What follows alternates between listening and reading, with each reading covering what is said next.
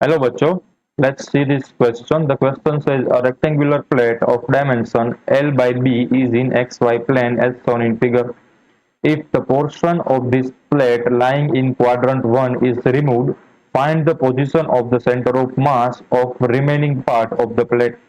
तो हमें इस क्वेश्चन में एक्स वाई प्लेन में एक रेक्टेंगुलर शीट को रखा गया है, ठीक है, प्लेट है या फिर शीट हो, कोई भी बात नहीं।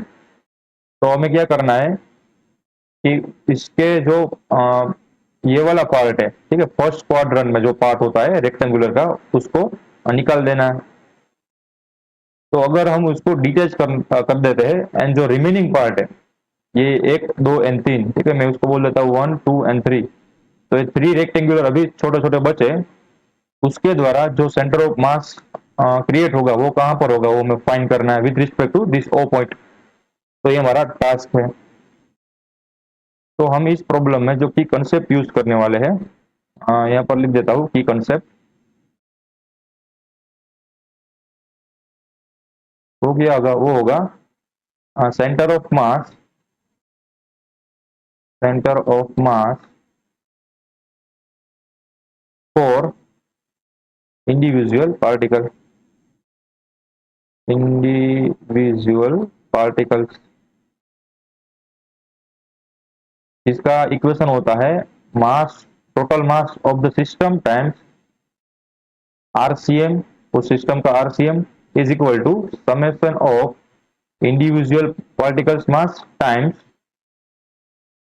उसका position vector, and i is running from 1 to n particle, जितने भी पार्टिकल आपको गिवन हो। तो मैं ये पार्टिकल का फॉर्मूला क्यों इसमें लगाता हूँ, ठीक है।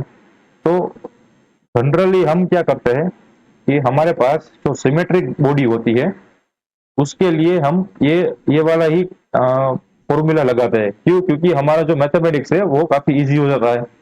हम इसमें कंटिन्यूअस जो फॉर्मूला, इंटीग्रेशन वाला फॉर्मूला, वो भी लगा सकते हैं, पर उससे थोड़ी कॉम्प्लेक्सिटी बढ़ जाती है और कुछ नहीं। बट क्वेश्चन ये रहा होगा कि इसको हम इंडिविजुअल पार्टिकल कैसे मान सकते हैं। तो हमें पता है कि सेंटर ऑफ मास का कंसेप्ट क्या होता है कि हम सेंटर ऑफ मास क्यों डिफाइन करते हैं। तो कि हमारे पास मान लो कोई भी एक बॉडी होती है, फॉर एग्जांपल ऐसी हमारे पास बॉडी थी एंड वो यूनिफॉर्मली उसका मास डिस्ट्रीब्यूटेड था, तो उसका सेंटर ऑफ मास हमें पता है कि कोई भी सिमेट्रिकल पार्ट हो, सिमेट्रिकल टाइप ऑफ बॉडी हो एंड उसका जो मास डिस्ट्रीब्यूशन है वो भी यूनिफॉर्म हो, तो उसका जो सेंटर ऑफ मास होता है वो उसके जियोमेट्रिक सेंटर पे कोइंसाइड करता है। तो इसका सेंटर ऑफ मास कहाँ पर होगा, उसके सेंटर पे होगा, कोई भी बॉडी हो, ठीक है, मैंने तो एग्जांपल लिया। तो इस बॉडी को मैं ऐसे रख सकता हूँ, पॉइंट पार्टिकल की तरह ट्रीट कर सकता हूँ। तो मुझे बार बार ये बड़ी वाली बॉडी लेने की रिक्वायरमेंट है नहीं, ठीक है। अब मैंने क्या कर दिया कि ये जो बड़ी वाली बॉडी थी उसको मैंने पॉइंट पार्टिकल में कन्वर्ट कर दिया। तो इसके लिए मुझे आसानी हो गई कि अब मैं जो ये बड़ी वाली बॉडी है उसको मैं एज अ पॉइंट पार्टिकल की तरह उसको ट्रीट कर सकता हूँ, ले सकता हूँ। तो इसकी वजह से मैंने यहाँ पर इंडिविजुअल पार्टिकल्स का फॉर्मूला लगाया है, ठीक है, यही रीजन था और कुछ नहीं। तो अब हम क्या फाइंड करेंगे। अब हमें एक फिगर में गिवन है, एक तो रेक्टेंगुलर गिवन है, उसकी लेंथ गिवन है एल। तो यहाँ से यहाँ तक की जो टोटल लेंथ है वो है एल, एंड उसकी जो हाइट गिवन है वो है गिवन बी, ठीक है। तो उसकी यहाँ से यहाँ तक की हाइट गिवन है बी। तो हमें पहले क्या यूज करेंगे। तो इसको मैं अज्यूम करता हूँ कि ये जो पूरा का पूरा रेक्टेंगुलर था वो 4 टुकड़ों में बटा हुआ है ऐसे। ये पहला वाला पार्ट हो गया, ऐसे ही ये दूसरा वाला पार्ट हो जाएगा, ये वाला, ठीक है। ऐसे भी तीसरा वाला पार्ट हो जाएगा एंड ये लास्ट वाला, फोर्थ वाला। तो ये 4 हिस्सों में बटा हुआ है। देखो अब ये जो फर्स्ट वाला रेक्टेंगुलर बना छोटा वाला, उसका सेंटर ऑफ मास कहाँ पर होगा, तो ये भी सिमेट्रिक ही हुआ। तो सिमेट्रिसिटी की वजह से हम इसको ऐसे बोल सकते हैं इसका सेंटर ऑफ मास होगा वो यहाँ पर होगा कुछ, उसके जियोमेट्रिकल सेंटर पे, ठीक है। वैसे ही सेकंड वाला जो पार्ट है उसका सेंटर ऑफ मास कहाँ पर होगा, ये देखो C2 इसमें गिवन ही है। वैसे ही थर्ड में C3 गिवन है एंड फोर्थ में C4 गिवन है। सारे को सारे जो रेक्टेंगुलर है उसके सेंटर ऑफ मास उसके जियोमेट्रिकल सेंटर पे लगे हुए हैं। तो हम इस जो ये वाली फिगर है उसको हम रीड्रॉ करते हैं कैसे, हमारे लिए आसान हो जाएगी, देखो विजुलाइज करना। तो हमने जो सारे के सारे छोटे छोटे रेक्टेंगुलर थे उसको अब पॉइंट पार्टिकल में कन्वर्ट कर दिया है, तो हमारे जो पॉइंट पार्टिकल होंगे वो कहां पर लाई करेंगे? एक तो यहाँ पर है, एक यहाँ पर है, एक यहाँ पर है, एक यहाँ पर है, यानी तो ये केस हमारे लिए आसान बन गया। यानी हमारा यहाँ पर था वो था रेफरेंस पॉइंट। अब हमें क्या फाइंड करना पड़ेगा? पहले तो हम पहले फाइंड करते हैं कि चारों के चारों पॉइंट है। इसको मैं मान लेता हूँ वो पहला पॉइंट, ये सेकंड, ये थर्ड एंड फोर्थ पॉइंट। तो हमें फाइंड करना पड़ेगा कि चारों के चारों पॉइंट कौन से कोऑर्डिनेट पे बैठे हुए हैं। तो मैं यहाँ पर उसके कोऑर्डिनेट लिख दूंगा। तो जो ये पहला वाला पॉइंट है वो एक्स डायरेक्शन में कितना आगे है, तो हम यहाँ से ही उसको फाइंड करेंगे, देखते हैं। ठीक है, मैं इसको थोड़ा रब कर देता हूँ जिसके हमें आसानी हो। तो जो हमारा जो पहला पार्टिकल था, पॉइंट पार्टिकल, वो यहाँ पर था। उसका एक्स डायरेक्शन में कितना कोऑर्डिनेट होगा, यानी कि कितना दूर होगा। तो ये जो यहाँ यहाँ से इस पॉइंट की दूरी थी वो थी L/2। ठीक है, एंड उसका भी आधा है क्योंकि सिमेट्रिक पॉइंट है, तो वो सेंटर पे बैठेगा। तो सेंटर का क्या होगा? एक्स में एंड वाई में हाफ हाफ होगा। ठीक है ना? तो ये होगा लेंथ का भी आधा, तो ये होगा L/4। ठीक है, L/4, क्योंकि इतना डिस्टेंस है वो है L/2। मैं यहाँ पर लिख देता हूँ, जो ये वाला डिस्टेंस है, ये वाला डिस्टेंस जो मैंने रेड में लिखा है वो है L/2, एंड जो ये वाला डिस्टेंस है ब्लू वाला, ठीक है, वो हाइट है, छोटे रेक्टेंगल की हाइट वो है, हमें गिवन है B/2। तो ये जो छोटा रेक्टेंगल है उसकी लेंथ है L/2, एंड जो सेंटर है वो है L/2 का आधा, यानी कि L/4। तो यहाँ पर आ गया L/4। एंड y में ये जो पॉइंट है, फर्स्ट नंबर वाला पॉइंट, वो कहाँ पर लाई करेगा? तो y में पॉइंट है वो B/2 से आधा, यानी कि यहाँ पर।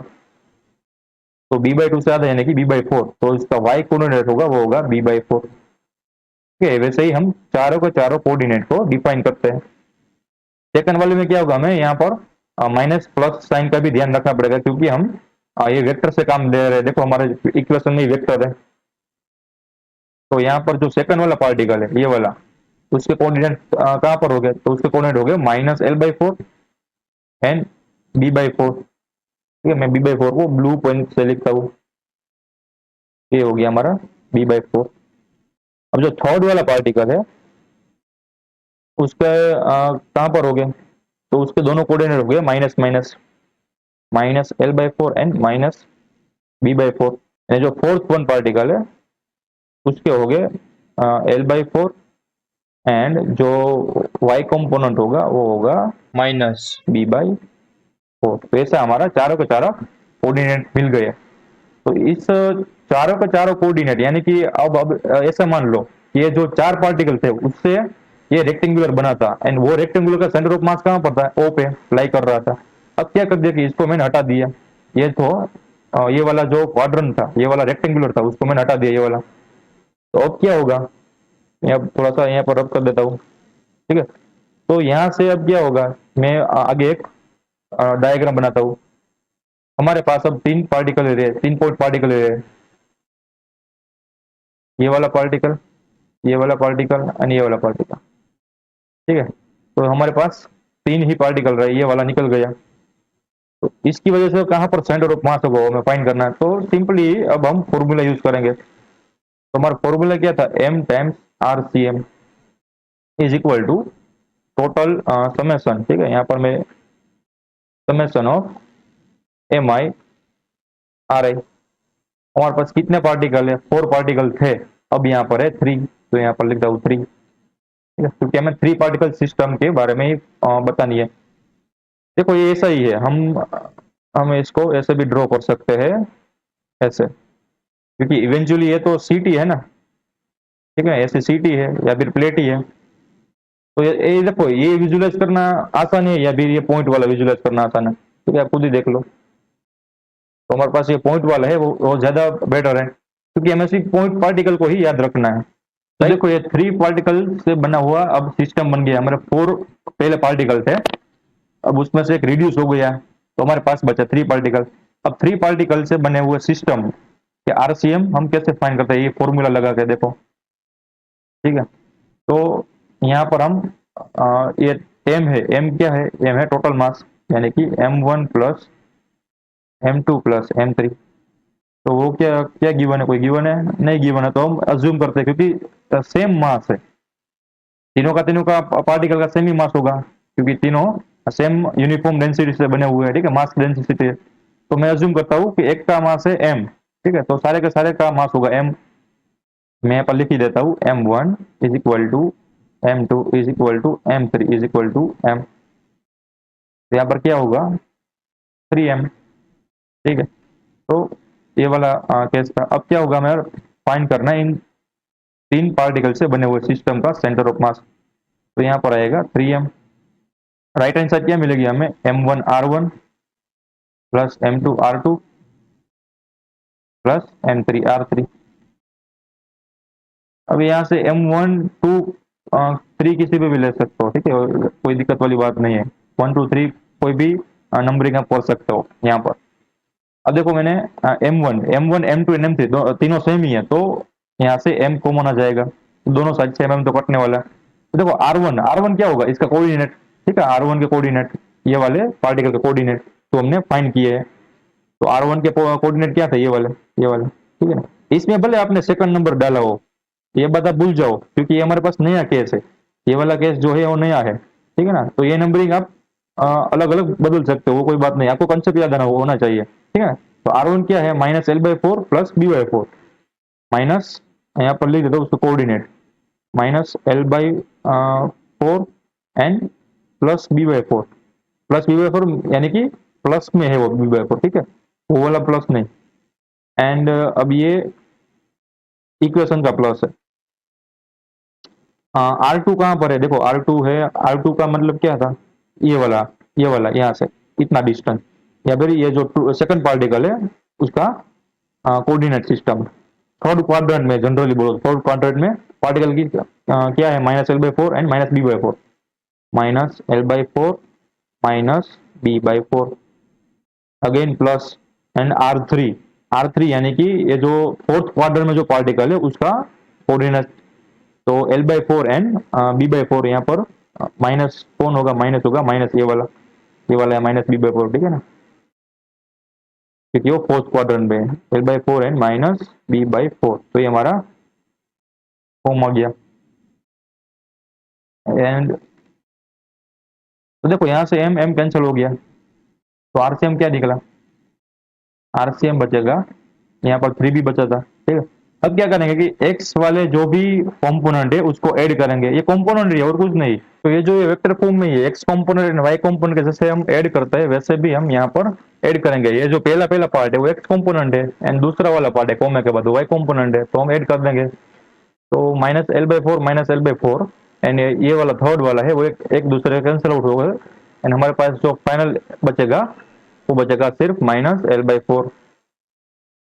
एंड राइट में क्या होगा, y कंपोनेंट के में, तो y कंपोनेंट में है b/4 -b/4 एंड -b/4, तो उसमें भी एक कैंसिल आउट हो जाएगा एंड फाइनली बचेगा एक -b/4, -b/4। तो हमारे पास RCM की वैल्यू निकल के आ गई। अब देखो 3 को मैं उसको डिनोमिनेटर में जाने दूंगा, तो यहाँ पर आएगा -l/12 एंड -b/12 यूनिट, ठीक है, जो भी यूनिट हो, सेंटीमीटर मीटर जो भी हो, ठीक है। तो ये हमारा आंसर निकल के आ गया जो कि एक्सपेक्टेड था। देखो आप विजुअलाइजेशन भी कर सकते हो कि जहां पर से मास को हटाया जा रहा है उसके ऑपोजिट डायरेक्शन में सेंटर ऑफ मास जाएगा, तो यानी कि यहाँ पर ही कुछ आएगा सेंटर ऑफ मास। वो कहाँ पर था वो हमें पता नहीं था, बट ये थर्ड क्वाड्रेंट में जाएगा, तो हमारे पास जो आंसर है वो भी थर्ड क्वाड्रेंट में ही आया। So the final answer to the question is that RCM is equal to -l/12 and -b/12 unit. I hope you understood it well. Best of luck.